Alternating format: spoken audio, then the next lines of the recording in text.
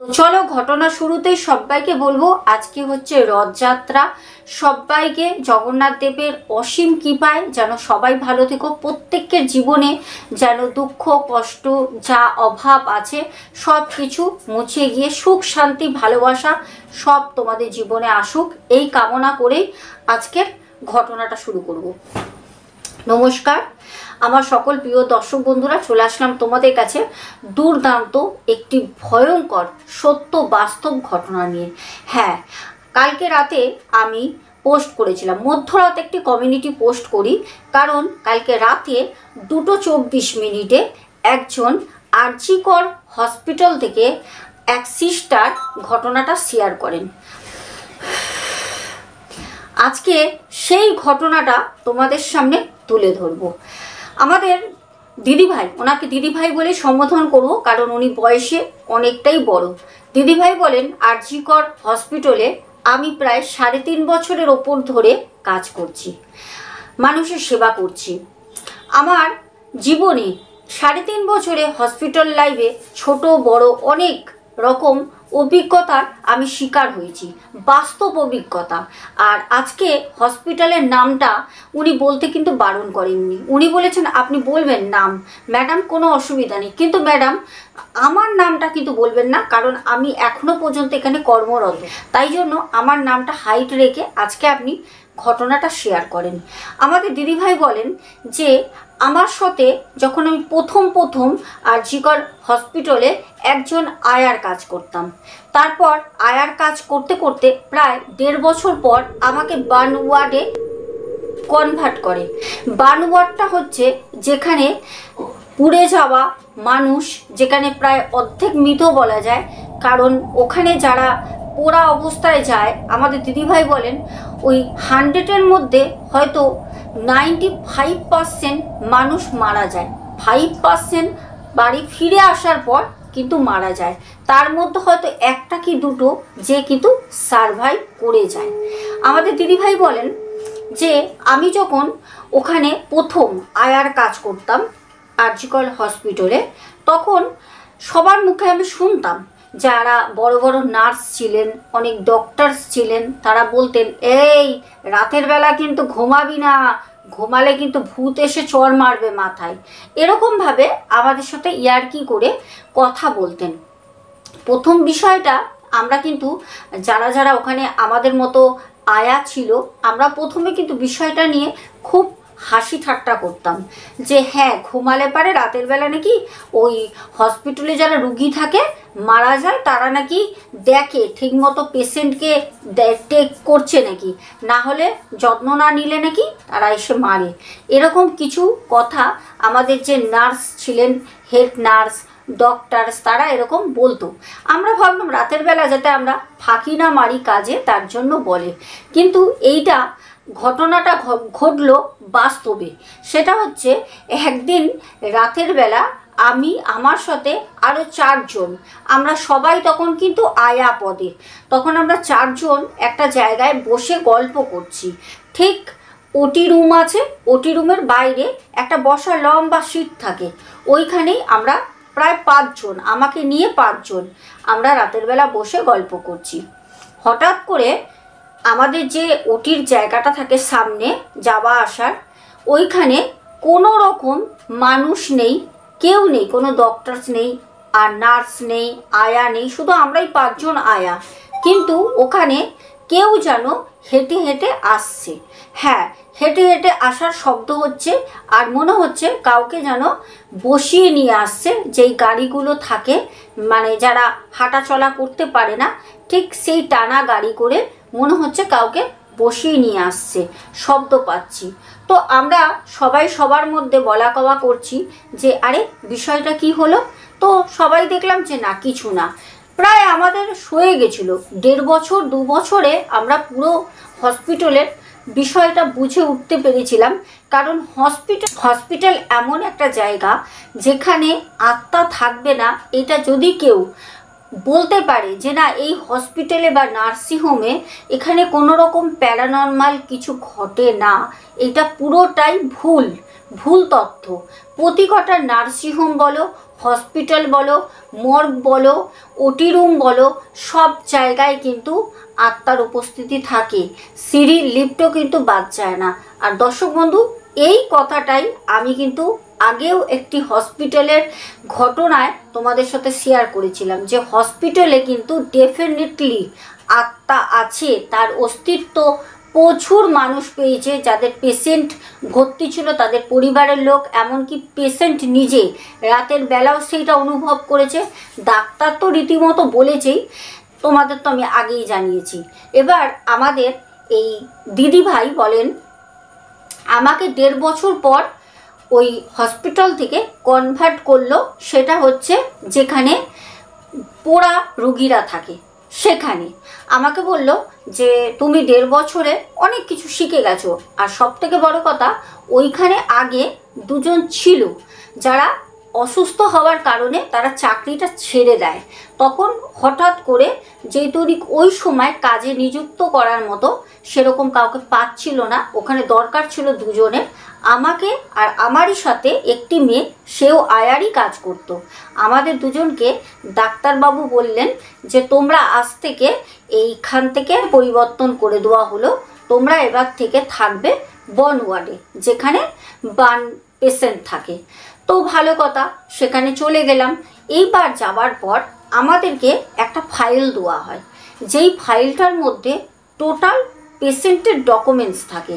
একটা ফাইলের মধ্যে কোন পেশেন্ট কতটা পুড়েছে, তার কতদিন সে অ্যাডমিট আছে, তার নাম, তার রোল নাম্বার, সে কোন ওয়ার্ডে রয়েছে, পুরো তথ্য আমাদের কাছে থাকে।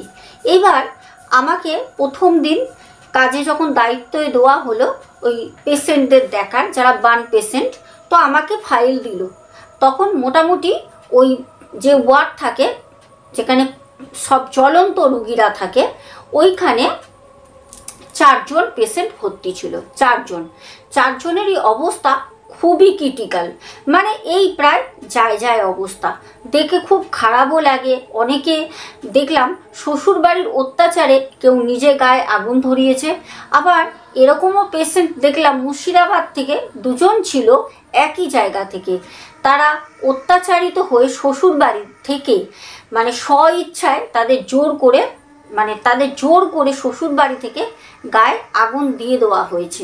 দেখে খুব খারাপও লাগে। তো আমি যেহেতু লেডিস বার্ন ওয়ার্ডে ছিলাম, তো আমি লেডিসের বিষয়টাই বলছি, জেন্টসের সেটা আলাদাই থাকে। আমাদের দিদিভাই বলেন আমাকে যখন ফাইলটা দিয়ে যায়, আমি ফাইলটা বসে বসে পড়ছি। ওই বার্ন ওয়ার্ডের একটা সাইডেই একটা চেয়ার রাখা থাকে, চেয়ারের গায়ে হেলান দিয়ে দাঁড়িয়ে আমি পড়ছি। তো হঠাৎ করে একজন পেশেন্ট কথা বলতে পারছে না, মানে এতটা ক্রিটিক্যাল অবস্থা, সে কথা বলতে পারছে না, সে শুধু মানে মুখে ঠিক এইরকম একটা করুণ শব্দ সে মুখ থেকে আওয়াজ করছে। তো আমি তাড়াতাড়ি তার কাছে গেলাম। আমি বুঝতে পারলাম নিশ্চয়ই তার কোনো প্রয়োজন আছে, সে তো মুখে বলতে পারছে না, কারণ তার এই মুখের এই গলার এখান থেকে পুরো স্ক্রিনগুলো জ্বলে গেছে।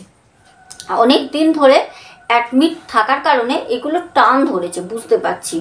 যারা পুড়ে যায় তাদের শরীরে কষ্ট হয় তখন তারা ওই রকম গুগানির মতো একটা শব্দ করে, তাদের ওই সময়টা খুব কষ্ট হয়, কারণ তাদের এই যে চামড়াটা যখন টানে তখন তাদের মানে প্রচণ্ড কষ্ট হয়। নিজের চোখে তো দাঁড়িয়ে দেখেছি, ওই সময় সারভাইভ করতে পারে না, ওই টানটা উঠলে পারে অর্ধেক পেশেন্ট কিন্তু মারা যায় ওই টানটাতে। তো আমি তাড়াতাড়ি ছুটে গেলাম, ফাইলটা একটা ওখানে চেয়ার ছিল, ওখানে যেখানে হেলান দিয়ে দাঁড়িয়েছিলাম চেয়ারের উপর রেখে যাই। তো আমি গিয়ে দেখলাম যার ফাইলটা আমি দেখছিলাম সেই পেশেন্টই ওরকমভাবে মুখে শব্দ করছে, হয়তো ওর সত্যি খুব কষ্ট হচ্ছে। আমি ওকে বললাম যে কি হয়েছে। আর যারা পোড়া পেশেন্ট হয়, পুড়ে যায়, তাদের কিন্তু জল দেওয়া যায় না, ডাইরেক্ট জল দেওয়া যায় না।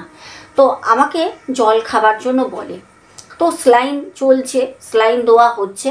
তো আমি পারমিশন নিয়ে খুব অল্প 2 ফোঁটা জিভে জল দিই, সেই পেশেন্টটা সেকেন্ডের মধ্যে কিন্তু মারা যায়। জলটা মুখে দিলাম, সেকেন্ডের মধ্যে মারা গেল। তারপর যাই হোক, পেশেন্টের বাড়িতে কল করা হলো, পেশেন্টের আত্মীয় স্বজন পরিবারের লোক আসলো, পেশেন্ট নিয়ে চলে গেল। এইবার ঘটনাটা ঘটলো, থাকলো মোট বার্ন পেশেন্ট 3 জন, 4 জন ছিল, 1 জন মারা গেছে।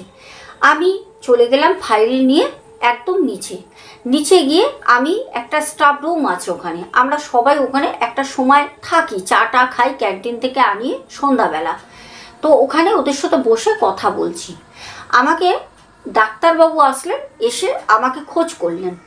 আমি বললাম স্যার আমি এখানে আছি। আমি সাথে সাথে স্যারের সাথে গিয়ে দেখা করলাম। স্যার ছিল জেনারেল ওয়ার্ডে।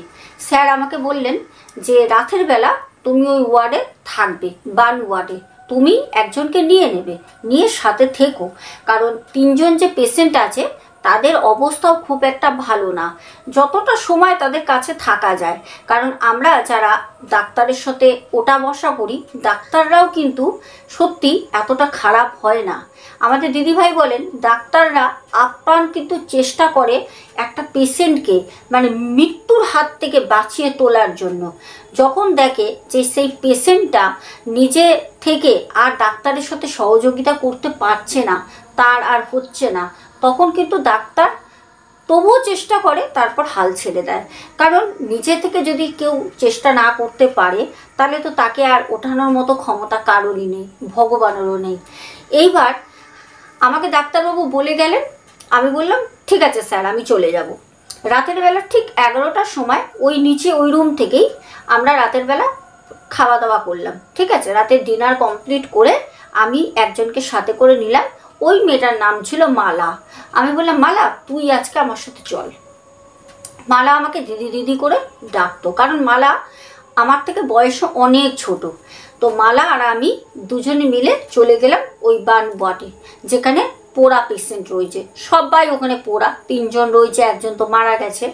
এইবার আমি রাতের বেলা ওখানে বসে অনেকক্ষণ বসে বসে ফাইলগুলো চেক করছি। কতক্ষণ ফাইল চেক করব, কিছুক্ষণ ফোন ঘাটলাম, আর ভালো লাগছে না। এইবার দেখলাম সব পেশেন্টই কিন্তু যারা পোড়া অবস্থায় থাকে তারা কিন্তু কেউ চোখের পাতা এক করে না। তাদের যদি কোনো ইঞ্জেকশন পুশ করা হয়, মানে বডিতে তো দেওয়া যায় না, সবই ওই লিকুইডের মারফত। তো যদি ওই স্লাইনের দ্বারায় কোনো রকম ইনপুট করা হয় মেডিসিন, তবে সেই পেশেন্ট হয়তো কিছুক্ষণ ঘুমায়। তো সেরকম আমরা দিই না, কেন পেশেন্টের অবস্থা বুঝেই আমরা পেশেন্টকে কোনো কিছু পুট করি শরীরে, এছাড়া কিন্তু কোনো কিছু ইনপুট করি না। তো দেখলাম পেশেন্টগুলো মোটামুটি শুয়ে ওই সারাক্ষণ, মানে যদি বার্ন ওয়ার্ডে কেউ বসে থাকে না ভালো লাগে না, কারণ আমাদেরই মতো তো মানুষ, তারা ওই জ্বলন্ত অবস্থায় যেই রকম ভাবে ওখানে সেই শব্দ করে না, গুগানির শব্দগুলো না কানে শোনা যায় না। তো যাই হোক বসে আছি, এটা আমার প্রথম অভিজ্ঞতা বার্ন ওয়ার্ডে প্রথম। এবার দেখছি রাত যত রাত বাড়ছে তত গুগানির শব্দ ক্রমশ বাড়ছে। একটা সময় আমি মালাকে বললাম মালা তুই একটুখানি নিচে যা, তো নিচ থেকে গিয়ে তোর আর আমার জন্য একটু কফি করে নিয়ে আয়। তো মালা আমাকে বলল ধুর এত রাতের বেলা তোমার কফি খেতে ইচ্ছা হচ্ছে? আমি বললাম সত্যি ভালো লাগছে না। তো মালা আমাকে বলল তুমি চলো না, নিচে চলো, ক্যান্টিন থেকে দুজনে খেয়ে আসি। আমি বললাম স্যার বলেছেন থাকতে। ও মালা আমাকে বলল যে তাতে কি হয়েছে, তোমার যদি এখন টয়লেট পায় তুমি কি যাবে না? ও কতক্ষণ আর লাগবে, চলো দুজনে মিলে গিয়ে কফি খেয়ে আসি। আমি বললাম চল। তো পেশেন্টের সামনে গিয়ে দেখলাম পেশেন্টের পোড়া অবস্থা, দুর্গন্ধ তো বেরোয়, জ্বলন্ত একটা বডির পচা মাংসর গন্ধ বেরোয়। তো মাস্ক তো সবসময় থাকেই। তো দেখলাম পেশেন্টগুলো কোনো রকমের চোখ খুলে, মানে তাদের কষ্ট, সেই শব্দ মুখ থেকে অনবরত হচ্ছে, মানে যতক্ষণ বেঁচে থাকে পেশেন্ট ততক্ষণ ওই এরকমভাবে একটা শব্দ হতে থাকে, ওটা নর্মাল অবস্থায়। আর যখন চামড়া, যে শরীরের চামড়া যখন টানে, কোন সময় টানবে কোনো ঠিক নেই, যে কোনো সময় চামড়া টান লাগতে পারে, যখন টানে তখন ওই গুগানির শব্দ হয়, বিকট একটা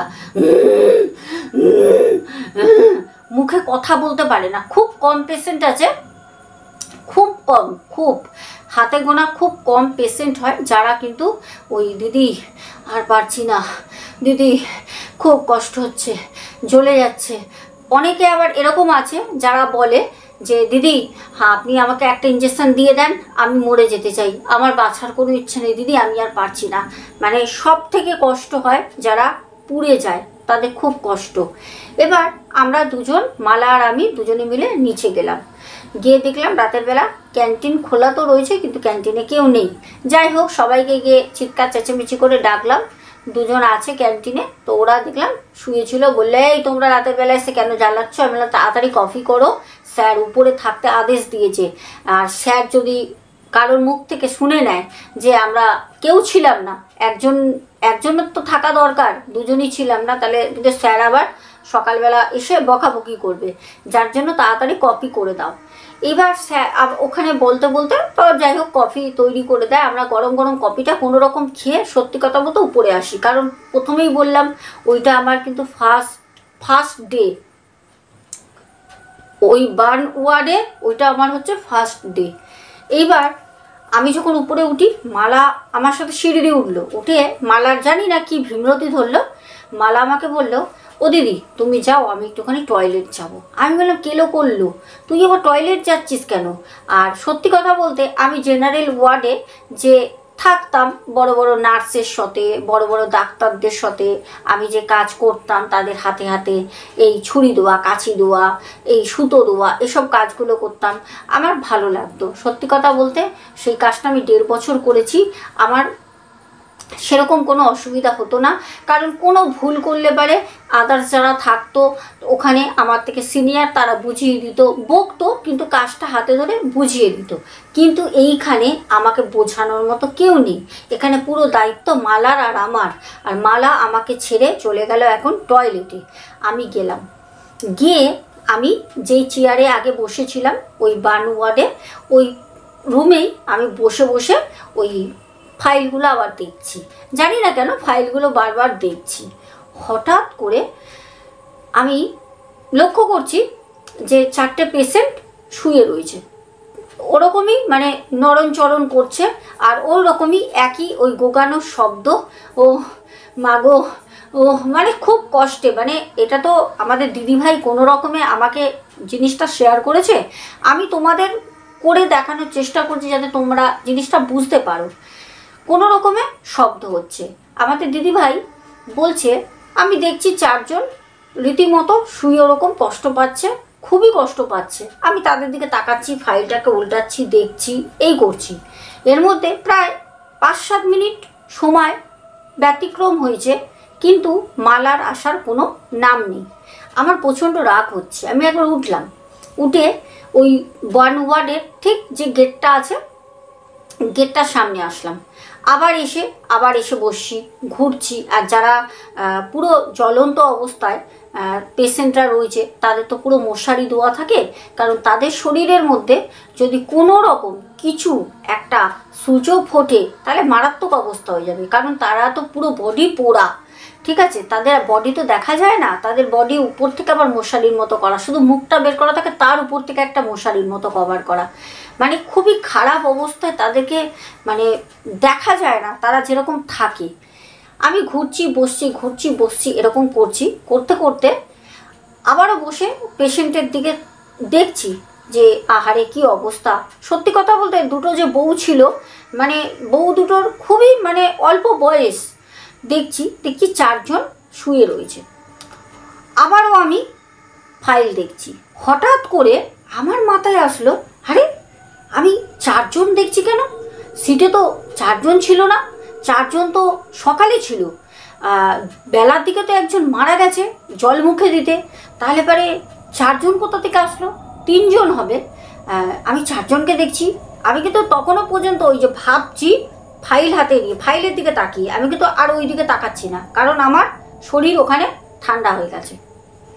কারণ আমি যখন কফি খেতে গেলাম নিচে তখন আমি 3 জনকে দেখেছি, 4 জন ছিল, স্যারও বলেছে ডক্টর যে 4 জন পেশেন্ট রয়েছে, একজন আমার হাতে জল খেয়ে মারা গেছে, 3 জন ছিল, 3 জন থাকার কথা, 4 জন কী করে হলো? কোনো রকমে ভয়ে ভয়ে আমি তাকাই। যখন আমি তাকালাম তখন দেখছি যে 3 জন রয়েছে। না, যেখানে একজন সকালে মারা গেছে সেখানে তো সিট এমনি ফাঁকা, ওই বেডে তো কেউ নেই, কিন্তু আমি এতক্ষণ 4 জনকেই দেখেছি। হ্যাঁ, আমার কোনো ঘুম চোখ ছিল না, আমার কোনো রকম ভুল হয়নি দেখার। এক দণ্ডও আমি বলতে পারবো না যে আমি ওখানে 4 জনকে দেখিনি, 3 জনকে দেখেছি। আমি কফি খেতে যাওয়ার আগে 3 জনকে দেখেছি, ফিরে এসে আমি একা থাকা অবস্থায় 4 জনকে দেখেছি। বেডে 4 জন রয়েছে আর বেড সব ফাঁকা। আমি পরিষ্কার দেখেছি পরপর 4টে বেডে, যেরকম আগে ছিল সেরকম 4টে বেডেই 4 জন রয়েছে, যারা রীতিমতো মুভমেন্ট করছিল, শব্দ করছিল গোগানির, আমি দেখেছি। কিন্তু পরেক্ষণে আমি যখন ধ্যান দিই যে 3 জন থাকার কথা, 4 জন কি দেখছি আমি, তখন আমি দেখছি যে 3 জন রয়েছে। এই একটা আমার অভিজ্ঞতা গেল। ঠিক আছে, আর একটা ছোট্ট করে অভিজ্ঞতা বলবো। দিদিভাই আমাদেরকে অনেকগুলো অভিজ্ঞতা শেয়ার করে। এই অভিজ্ঞতাগুলো আমি নেক্সট আরেকটা পার্ট বানাবো, তাতে বলবো, কারণ অনেক লম্বা হয়ে গেলে ঘটনা শুনতে খুব একটা ভালো লাগে না। তো আমি তার জন্য আরেকটি ছোট করে ঘটনা শোনাচ্ছি। দিদিভাই বলেন, আরও একদিন এরকম হলো, বাইরে প্রচণ্ড ঝড় বৃষ্টি হচ্ছে, প্রচণ্ড। আমি বসে রয়েছি ওই ওয়ার্ডে, তখন আমি রীতিমতো শিখে গেছি কাজকর্ম, আর তখন ওই গোগানির শব্দ সেইগুলো নিয়ে আমার আর কানে বাঁধে না, আর কোনো কষ্ট হয় না, কারণ প্রায় ওখানে আমি 7-8 মাস কাজ করছি, আমার প্র্যাকটিস হয়ে গেছে। বৃষ্টি, প্রচণ্ড বৃষ্টি বাইরে, বর্ষার সময়। আমি ওই হসপিটালের ঠিক ওই যে চেয়ারটা, বার্ন ওয়ার্ডে আমি বসে রয়েছি চেয়ারে। স্যার আসলেন, স্যার এসে পেশেন্ট দেখলেন, আমাকে বললেন যে স্লাইন দাও, পেশেন্টকে স্লাইন দাও। একটা পেশেন্ট দেখছিলাম সারভাইভ করছিল বেশ ভালোভাবে। তো ওরকমভাবে সারভাইভ করতে দেখলে আমরা বুঝতে পারি যে পেশেন্টটা হয়তো বাড়ি ফিরে যেতে পারে, কারণ তার অবস্থা দেখে বুঝতে পারছিলাম। তো স্যার বলল স্লাইন দাও, স্লাইন দিলাম, বসে আছি। স্যার আমাকে বলল এখানে তুমি থাকো, কোনো অসুবিধা নেই, আজকে রাতে তুমি বাড়ি চলে যাবে, আর শিফটিংয়ে আরেকজন আসবে। আমি বললাম ঠিক আছে স্যার, খুব ভালো কথা, কারণ ওই স্যার যদি বলতেন যে থাকতে হবে তাহলে থাকতে হতো, extra duty, extra money. But ওই রাত জাগাটা হ্যাবিটে পরিণত হয়ে গেছে, এতদিন কাজ করছি, প্রায় তখন 3 বছরের ওপর হয়ে গেছে, তো কাজ করছি। এবার বার্ন ওয়ার্ডে তখন আমার 7-8 মাস কাজ। এইবার রাতের বেলা আমি সব পেশেন্টকে কাছে গিয়ে দেখলাম, সব পেশেন্ট মোটামুটি নর্মাল অবস্থায় রয়েছে, আর ওই গোগানির শব্দটা হবেই, ওটা কষ্টটা শরীরের মুখ থেকে প্রকাশ পায়, আর তারা কোনো মুভমেন্ট তো করতে পারে না, একভাবেই ওরকম স্থিরভাবে পড়ে থাকে। তো আমি দেখে বাড়ি ফিরলাম। যখন বাড়ি যাচ্ছি তখন দেখলাম বৃষ্টি প্রায় কমে গেছে, একটু ঝিরঝির ঝিরঝির করে ফোঁটা ফোঁটা বৃষ্টি পড়ছে। আমি আরজিকর হসপিটাল থেকে বেরোলাম, বেরিয়ে ওখান থেকে আমি অটো করি, অটো করে আমি আসি স্টেশন, স্টেশন থেকে আমি ট্রেন ধরি, ট্রেন ধরে আমি বাড়ি যাই।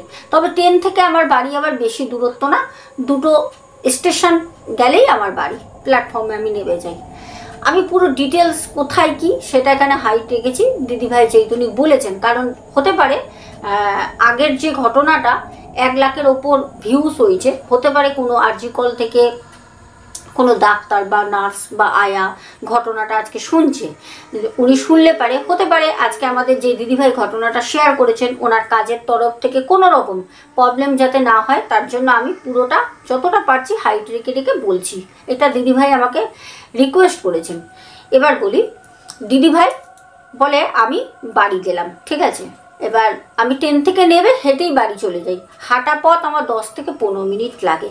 আমি যখন বাড়ি ফিরছি তখন 9টা বাজে, 8টার সময় বেরোই, 9টা বাজে আমি ট্রেন থেকে নামি, বাড়ি ফিরছি। বাড়ি গেলাম, বাড়ি থেকে দেখলাম পাওয়ার কাট, ঠিক আছে, বৃষ্টি কিন্তু হচ্ছে না, পাওয়ার কাট। মাকে জিজ্ঞাসা করলাম, মা বললো কি রে আজকে স্যার ছেড়ে দিয়েছেন? আমি বললাম হ্যাঁ মা, বাঁচা গেল, ছেড়ে দিয়েছেন স্যার। মা আমাকে বললো দেখ না কখন থেকে কারেন্ট নেই। আমি মাকে বললাম কখন গেছে? মা বললো প্রায় 30 মিনিট হয়ে গেছে। আমি বললাম চলে আসবে, কলকাতা শহরের মতো জায়গায় 30 মিনিট যদি কারেন্ট বন্ধ থাকে, লোডশেডিং থাকে, সে বিশাল ব্যাপার। আমি বললাম চলে আসবে। মা আমাকে বলল যে দেখ বৃষ্টিতে ভিজিস নি তো? আমি বললাম না, ছাতা থাতা আমার কাছে থাকে সবই। তো মা আমাকে বলল যা একটু পয় পরিষ্কার হয়ে আয়, রাতের বেলা আজকে খিচুড়ি করেছি, কারণ সকাল থেকে বর্ষার সময় বৃষ্টি হচ্ছে আর আমার খিচুড়ি খেতে বেশ ভালো লাগে। আমি মাকে বললাম ঠিক আছে, আমি ঝটপট গিয়ে বাথরুমে যাই, গিয়ে আমি ফ্রেশ হয়ে আসছি, তুমি খিচুড়িটা বেড়ে রাখো। মা বলল না তুই আয়। যাই হোক আমি আসলাম, মা দেখলাম বসে আছে, আমি বেরিয়ে আস্তে আস্তেই কারেন্ট আসলো। আমি প্রত্যেক দিন হসপিটাল থেকে যখন আমি ওই রাতের ডিউটি থাকে, যদি আমাকে হসপিটালে ওভারনাইট না থাকতে হয়, আমি যখনই বাড়ি ফিরি আমি ফ্রেশ হয়ে পুজো দিই। এটা আমার হ্যাবিট, সারাদিন সময় পাই না তো পুজো দিই। পুজো দেওয়ার কারণ এটা, সেটাও দিদিভাই বলে যেহেতুনিক আমি হসপিটালে যেহেতুনিক কাজ করি, তো মৃত্যুটাকে আমি প্রত্যেক দিন খুব কাছ থেকে দেখি যে মানুষ মারা যাচ্ছে। আমি সেই মানুষগুলোর আত্মার শান্তির জন্য ভগবানের কাছে এসে প্রে করি যে ভগবান, যারা প্রতিনিয়ত এরকম আমাদের কাছ থেকে, একদম কাছ থেকে প্রত্যেক দিন মৃত্যু দেখছি, তাদের আত্মার শান্তি দিও, তারা যেন পরজন্ম পায় আর ভালো জায়গায় যেন তারা জন্ম হয়, আর তাদের মৃত্যুটাও যেন খুব ভালোভাবে হয়। যা দেখি প্রত্যেক দিন চোখে, সেগুলো না দেখা যায় না। তারপর দিদিভাই বলেন পুজো দিতে দিতে কারেন্ট তো চলে আসে, তারপরে মা বলল আয় গরম গরম খিচুড়ি খেয়ে নে। তা মা গরম গরম খিচুড়ি আর সাথে ছিল পাঁপড় ভাজা আর ডালের কিছু একটা ভাজা করেছিল। তো মাকে বললাম যে দুটো ডিমের অমলেট করতে পারলে না? আর সত্যি কথা বলতে হসপিটালে সেরকমভাবে খেতে ইচ্ছা করে না। তো দিদিভাইয়ের মা আবার ডিম অমলেট করতে যায়। দিদিভাই বসে আছে অপেক্ষা করে যে দিদিভাইয়ের মা ডিমের অমলেট করে আনবে, একসাথে খাবে। দিদিভাই বলছে বিশ্বাস করবে না, আমি জাস্ট খিচুড়িটা সুন্দর একটা স্মেল বেরোচ্ছে তো, আর বুঝতেই পারছেন বর্ষার কাল, আর বাইরে দিয়ে এসে স্নান করেছি, পুজো দিয়েছি, বেশ গরম গরম খিচুড়ির সুগন্ধ, আর খাবার সামনে বসে সহ্য হচ্ছে না যে খেয়ে একটু শোবো। রাতের পর রাত ওই আর্জিকল হসপিটালেই তো কেটে যায়, তো একটু শান্তিতে শোবো। আমি শুধু খিচুড়িটাকে হাত দিয়ে টেনে মুখে দেব, ঠিক আমার পাশ থেকে আমাকে কেউ যেন বলল দিদি আমি পাচ্ছি না, আমার খুব কষ্ট হচ্ছে।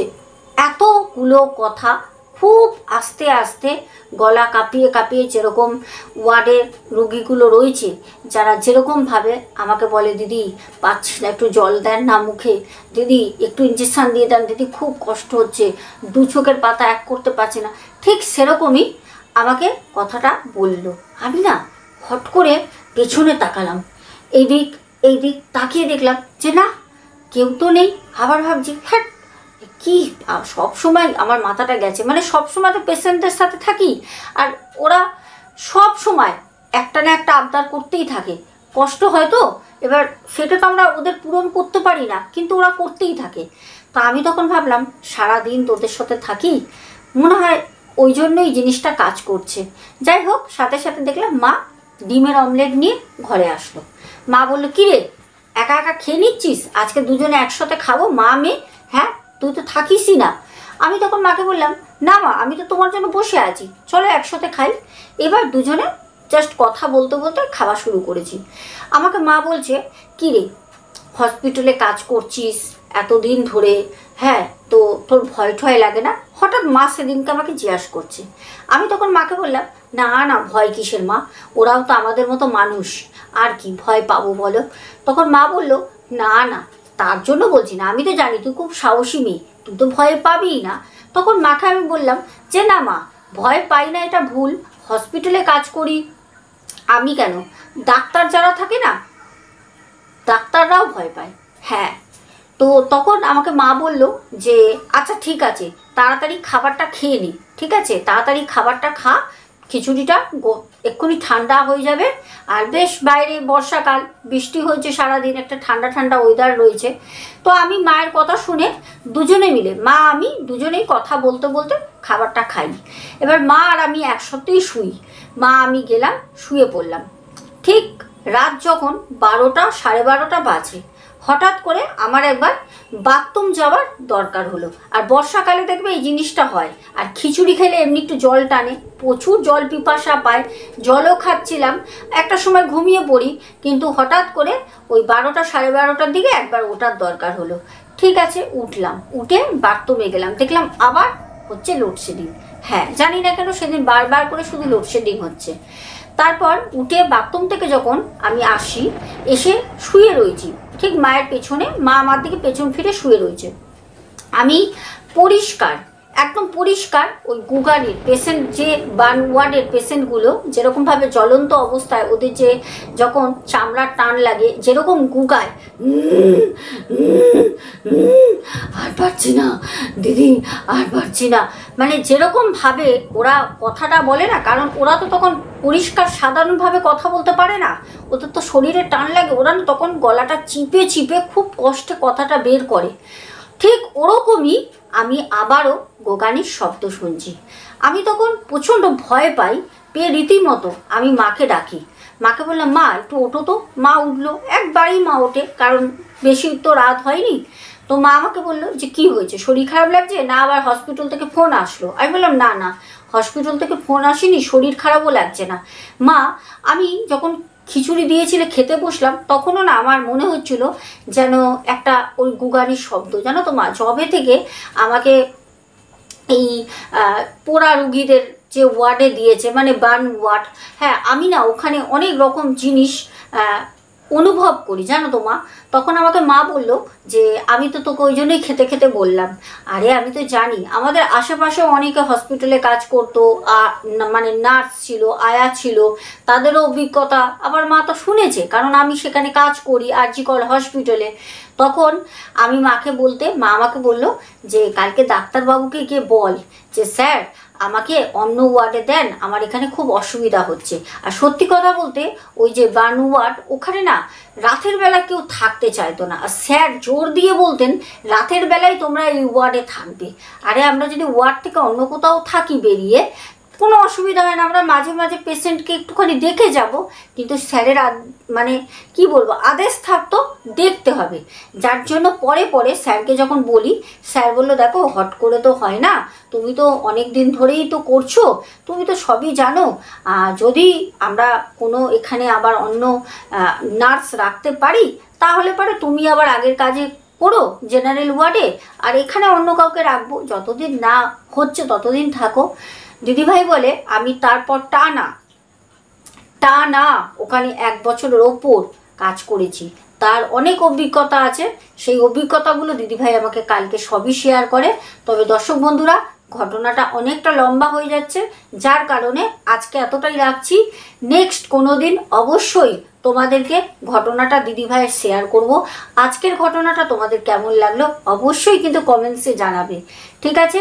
তোমরা অনেকেই বলো না যে কেন তুমি হসপিটালের নাম বলো না, যদি পারমিশন না পাই, যে ঘটনাটা আমাকে শেয়ার করছে তার একটা রেসপন্সিবিলিটি আমার আছে, তার দায়িত্ব, আমি তার অনুমতি ছাড়া কখনোই তোমাদের নাম বলতে পারি না। সেটা কোনো হোটেলেরই হোক, সেটা হসপিটালেরই হোক, বা সেটা কোনো বাড়ির অ্যাড্রেসই হোক, ঠিক আছে? তোমাদের বোঝাতে পারলাম। এবার তোমরা ঘটনাটা শুনেছো, তোমাদের মতামত কমেন্টসে জানিও, লাইক শেয়ার অবশ্যই করবে, সাবস্ক্রাইব করতে একদম ভুলবে না। আজকে আসবো, সবাই খুব ভালো থেকো, দেখা হবে আগামীকাল ঠিক রাত 10টায়। আজকের মতো টাটা, গুড নাইট, চলো।